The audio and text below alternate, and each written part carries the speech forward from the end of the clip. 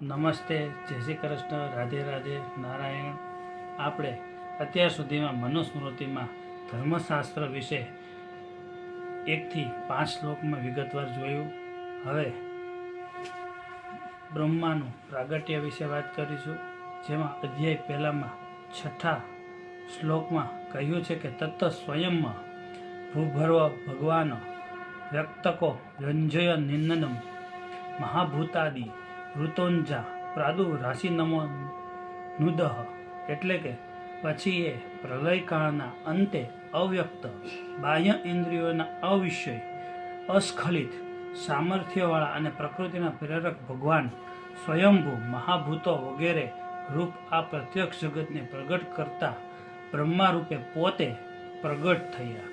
આમ અહીં બ્રહ્માનું પ્રાગટ્ય કેવી રીતે થયું તે વિશે વાત થઈ છે અને ઋષિઓને જણાવવામાં આવ્યું છે. અહીં માત્ર અને માત્ર એક મહત્તત્વ તથા આકાશયુદ્ધ એટલે કે મહાભૂતની વાત કરી છે, જે પંચમહાભૂત તરીકે આપણે આજે ઓળખીએ છીએ.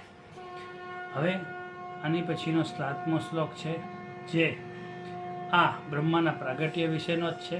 તો એ પછી આપણે વિડીયોમાં જોઈશું. તો અમારી સાથે ચેનલમાં વિડીયો સાથે જોડાયેલા રહો અને સબસ્ક્રાઈબ કરતા રહો, જેથી આગળ આવતા શ્લોકો વિશે તમે વિગતવાર ધર્મશાસ્ત્ર શું કહે છે મનુસ્મૃતિ મારફત, તો એ પણ આપણે આગળ જોઈ શકીએ અને તમે તેનો લાભ લઈ શકો. તો રાધે રાધે, જય શ્રી કૃષ્ણ, નારાયણ.